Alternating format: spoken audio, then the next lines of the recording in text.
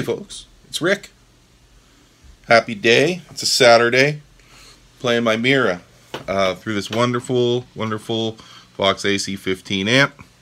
So, something that I've been thinking about for a couple of weeks is bending. And bending is something you have to be really careful about, I think. And I think that the idea with bending is that a lot of people see it initially when you're beginning to learn guitar. You see it as just a trick, you know. You do maybe like a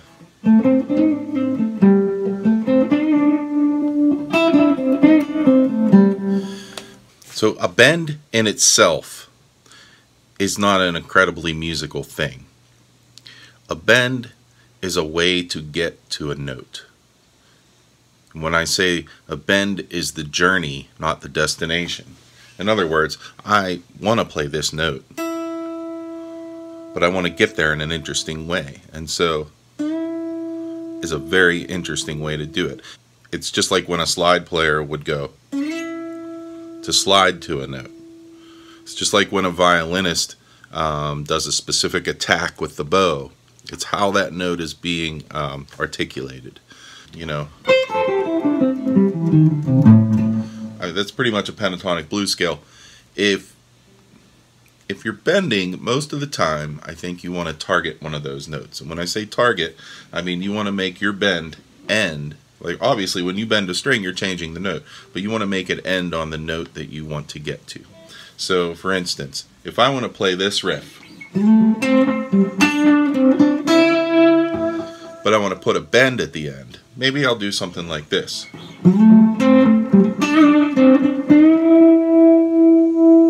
But note that my bend went straight to that note and stopped.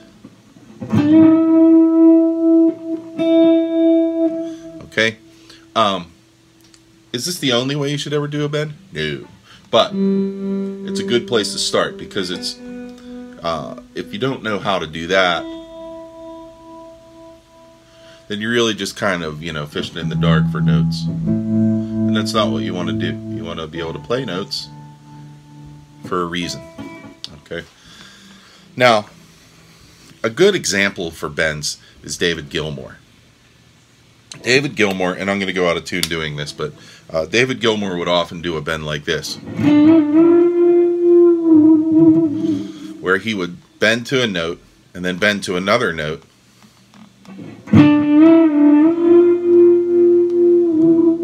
and maybe come back down. So he's doing like, but he's doing it all in a bend, you know. So that's something that you should maybe practice, is say, okay, I want to get to this note. Bend that string until you get there. And, you know, the finger position behind a bend is important too. Some people will bend with their second finger, and that's okay, but make sure that you can really get some strength behind it, and make sure you can get your finger underneath that string. When I mean underneath, I mean so it's pushing the string this way and pushing it into the fret, because you don't want your finger to slip over the string. So if you're bending, one thing I'll say, if you're not bending with your third finger, and that's where your third finger is in that scale, then you're going to be disadvantaged with you know, the support that you can get behind that bend. So to me is a lot easier than, because then I have to pull myself out of position. Whereas here, see, I overbent. Okay, so again, you want to try to get to that note. But if you want to get to this note, yeah, it happens. So you go. That's just a half step bend. But you have to kind of know where it is, and you have to build into your hand a little muscle memory for these things. Okay, so see if you can bend through that sequence. What I'm doing there is I'm doing in the scale, I'm doing the 4, flat 5, 5, flat 6. So it's so I'd go with one hand, and then you have more control over what your hand is doing. I'm out of tune. You have to tune a lot while you're doing bend practice. And using a little vibrato at the top of your bend is okay too. It gives it a little bit of life. It keeps the note going.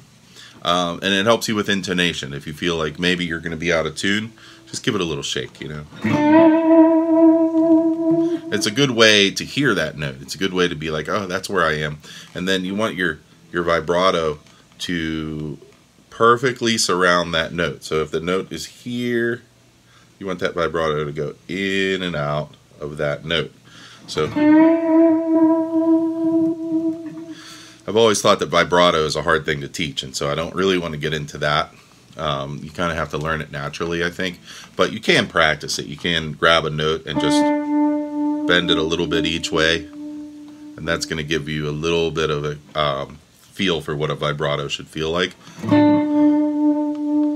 And then go a little faster, and then a lot faster.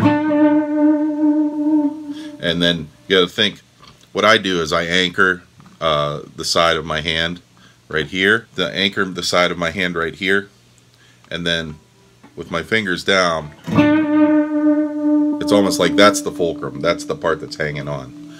Okay, even when you bend. Okay, what about bending with other fingers? I already talked about bending with second finger sort of in the wrong position, as it were. Look there, I'm bending with my first finger. But first finger is a little bit harder because, again, you can't get those other fingers behind it. When I bend with my third finger, I do 1, 2, 3, and I push all 3 fingers. That way I've got a whole lot of strength behind it.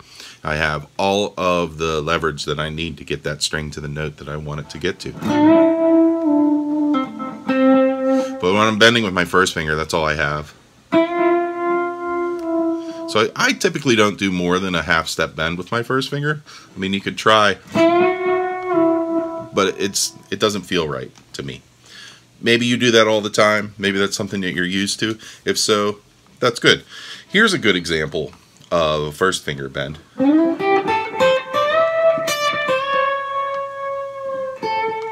What I'm doing there is I'm taking this blues riff out of this little box. If you can't see that, here we go. Right? And I'm doing like a... So I'm sliding with 2, 2, next string 1, 3, next string 1, 3. Now I'm going to bend 2 frets to the E, so I want to hear this note. So I'll go. Okay, and then when I come back down, look at what I did. I took that first finger and I bent into C sharp. That works if you're playing like a blues, a major blues. Too much delay. Okay.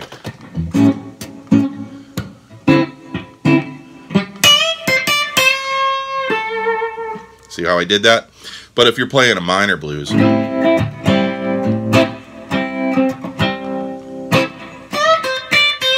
it doesn't work. It doesn't fit because it's a C sharp. That doesn't fit in minor. That's a different lesson. What about this question? Should you always bend up? Sometimes do you want to bend down direction-wise? Right? So what if you go... What if you're way down here? Well, there's not a lot of room to bend upward. And you're pushing the... It doesn't feel as comfortable. So I would say if you're bending the lower 3 strings, you might want to do a pull down instead of a push up. Right? The other thing is that keep in mind that whenever you bend, you're always pushing the strings that are next to the string you're bending. So there's going to be some sounds that happen that you don't want. So see, there's less sounds because I'm pushing smaller strings.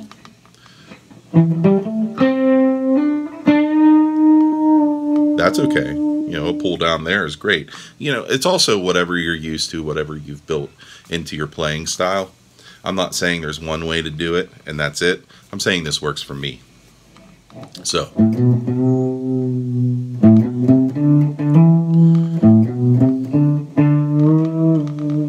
See, I can bend a whole step there with my first finger, because what I'm doing is I'm using that fulcrum with my hand, and I'm really pulling down with that first finger, and I'm looping that first finger over top of the string. So if this is the string, my first finger is going over top, and it's really pulling downward and again into the fret at the same time.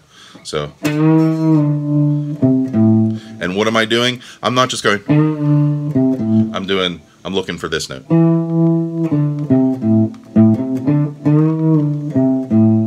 Right? Half step. It's good to know what the notes in your scale are too, so you know where you should bend. So I went.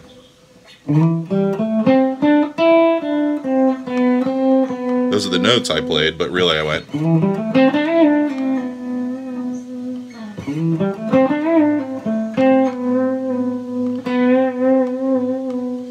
Yeah. One more thing I'll talk about with bending is that you can do a reverse bend, and they always sound great. They're very expressive sounding. So if I went, what I'm doing is I'm first bending without playing the string, and my muscle memory knows where this note. So that's something you can practice. That's something I should practice.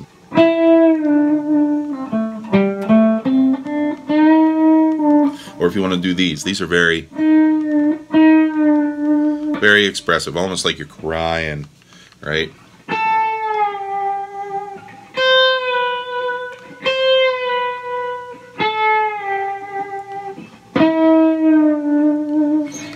Okay?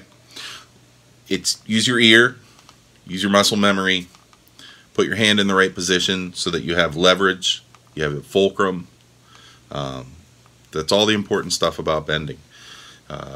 It makes you sound a lot better as a player if you're confident about your bending, and if you know what you're bending toward, if your notes are in tune when you bend, right? So work on that, folks, and that helps you out a lot. All right, folks, this has been Rick on a Saturday morning doing a downstairs in the basement theory. Peace to you all. Later on.